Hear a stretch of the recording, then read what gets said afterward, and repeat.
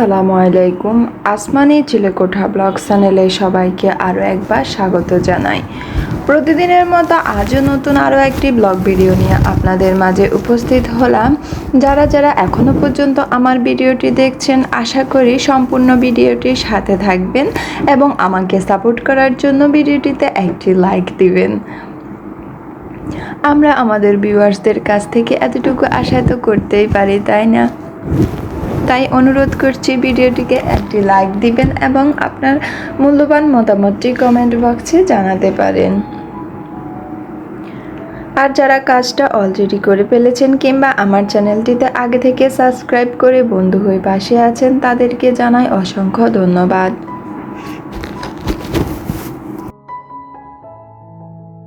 Lifestyle blog ভিডিওগুলোতে সাধারণত দৈনন্দিন আমাদের কার্যক্রমগুলো দেখানো হয়।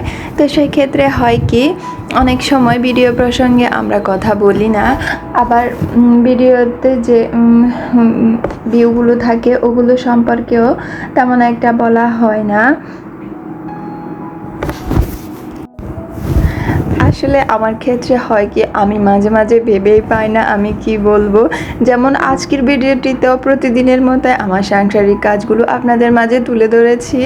তো এখানে আমি দুপুরে রান্না বান্নার জন্য প্রস্তুতি নিচ্ছি।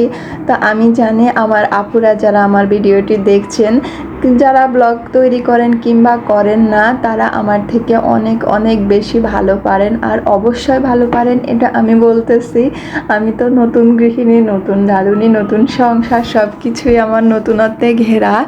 তো আপনাদের মতো অতটা পারফেক্ট আমি পারি না, তবুও নিজের ভালো লাগা থেকে বা শখের বশে বলতে পারেন কাজটা করতেছি। বা সংসারের শুরু থেকে আমি চেয়েছি যে একটা জীবন্ত ডায়েরি তৈরি হোক, সেই অনুপ্রেরণা থেকেই কিন্তু আমার চ্যানেলটা ক্রিয়েট করা।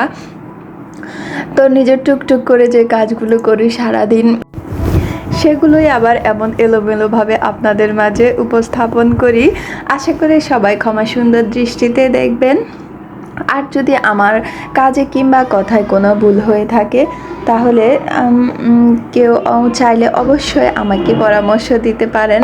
আমি আপনাদের মতামতকে খুব গুরুত্ব সহকারে গ্রহণ করব এবং সম্মানের সাথে।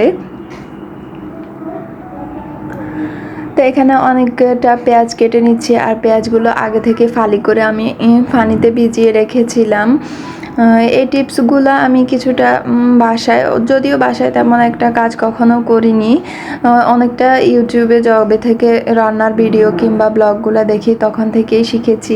পেঁয়াজটা আগে থেকে ফালি করে একটু পানিতে ভিজিয়ে রাখলে ওই যে ঝাঁঝালো ঝালটা বের হয়, চোখের পানি নাকের পানি এক হয়, ওটা আর হয় না আর কি।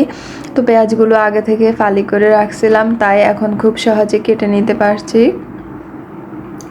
আসলে নিজে একা হাতে সব কিছু করতে হয়, তো রান্নার সময় যে কিছু একটা প্রয়োজন হলে মানে কাকে বলবো, যেহেতু আমার কোনো হেল্পিং হ্যান্ড নেই।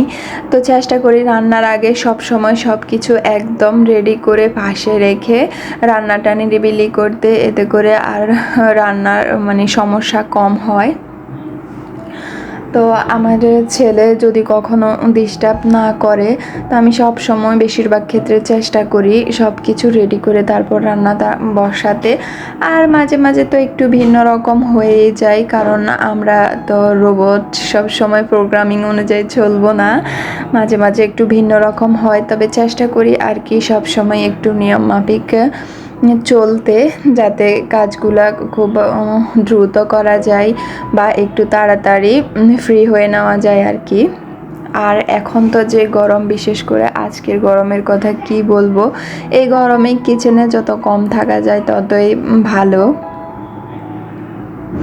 যারা রান্না করে বা কিচেনে থাকে একমাত্র তারাই বলতে পারবে। যদিও আমি কাউকে ছোট করছি না বা ছোট করে বলছি না, বাহিরে যারা অন্য কাজ করছে তারাও কিন্তু গরমে ভুগছে। আর এই সময়টাতে আমাদের অনেক বেশি সচেতন থাকতে হবে, যেহেতু গরমে সারাদিন ঘামাতে থাকি আমরা, তো পর্যাপ্ত পরিমাণ পানিটা পান করতে হবে। তবে আমার মনে হয় পানি খাওয়ার ক্ষেত্রে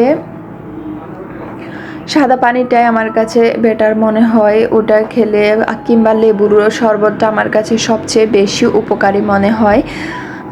আরও অন্য যেসব বাজারে কিনতে পাওয়া ট্যাং বা শরবত এগুলো পাওয়া যায়, ওগুলো আমার কাছে মানে সুবিধার চেয়ে খাওয়ার পর অসুবিধাটাই বেশি মনে হয়। তাই চাইলে আপনারা ওটা স্কিপ করতে পারেন। আমার মতে সাদা পানি কিংবা লেবুর শরবতটাই বেশি বেস্ট। তো এবারে এসব কথা বাদ দিয়ে মনে হয় অনেক বেশি একটু জ্ঞান দিয়ে দিচ্ছি। আসলে মানে যে অসুস্থ হলে বোঝা যায় আমরা মানে আল্লাহর কত বড় নেয়ামত থেকে বঞ্চিত হই। তাই সবাইকে সতর্কের জন্য একটু বলা আর কি।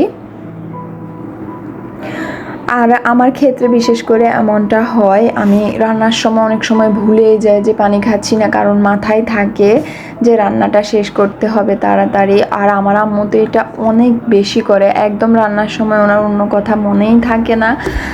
তো এই অভ্যাসটা আসলে আমাদের পরিবর্তন করা উচিত। নিজের খেয়ালটা তো নিজেকেই রাখতে হবে, তাই না?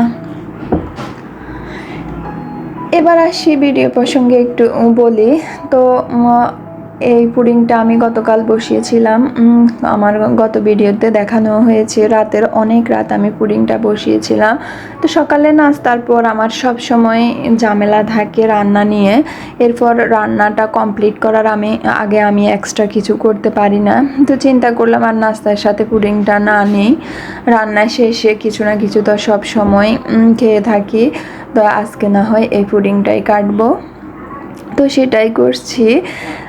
আর একটু শৈল্পিকতার সাথে করার চেষ্টা করছি আর কি, পাশে ফুল টুল দিয়ে। যদিও তেমন একটা এইসব আমি পারি না, আমি কোনো ক্রিয়েটিভ মানুষ না, আমার মাঝে ক্রিয়েটিভিটি একদমই নেই বললে চলে। তবুও চেষ্টা করি চারদিকে সবার এত এত ডেকোরেটিভ, এত সুন্দর সুন্দর উপস্থাপন, কি যে ভালো লাগে। আর এদিকে আওসাবকে বেলু করে দেওয়া হচ্ছে। আসলে ওর একটু গরম বেশি, মানে ওর গরম বেশি বলতে এখন তো গরম সবারই লাগছে, কিন্তু ও একটু বেশি ঘামাচি উঠে যায়, পুরা শরীর র্যাশ হয়ে যায়, লাল হয়ে যায়। সেজন্য আমি ভাবতেছি ওর চুলগুলো ছোট করে দিই। তো যে ভাবা সেই কাজটাই করলাম। তারপর অনেকটা সময় চলে গেল। এখানে আওসাপের ফুপি আর ওর কাকা বাহির থেকে কিছু গিফট পাঠিয়েছে, তো ওগুলার ফটোগ্রাফিটা করতেছিলাম। তখন আওসাপের ডিস্টার্ব, ও তো চকলেট দেখলে আর দূরে থাকবেই না। তো কী করার, ওকে সহ নিয়ে দুষ্টামির ছলে যতটুকু পেরেছি। এটাই ইউটিউবের উদ্দেশ্য নয়, ওটা আমি ফেসবুকে পোস্ট করার উদ্দেশ্য ফটোগ্রাফির জন্য করতেছিলাম। তো যখন ও দুষ্টামি করতেছিল তখন এই ভিডিওটা নিয়েছি, তাই আপনাদের মাঝে শেয়ার করলাম। যেহেতু আমার ব্লগ ভিডিওগুলো আমার জীবনেরই অংশ, এইগুলো থাক না এটার মধ্যে। তারপর আজ সন্ধ্যায় খুব হালকা নাস্তা তৈরি করার কারণে আওসাফের আব্বু বলতেছে ওনার এখন মানে কেমন যেন লাগতেছে। তো কিছু আর বৃষ্টিও হচ্ছে, কিছু খেতে পারলে ভালো হতো। তো এখানে আমি পপকর্ন ভেজে আর 2টা আম কেটে নিছি। তো আজকের ভিডিওটি এখানেই শেষ করছি। সবাই ভালো থাকবেন, সুস্থ থাকবেন, দেখা হবে পরবর্তী কোনো ভিডিওতে। আল্লাহ হাফেজ।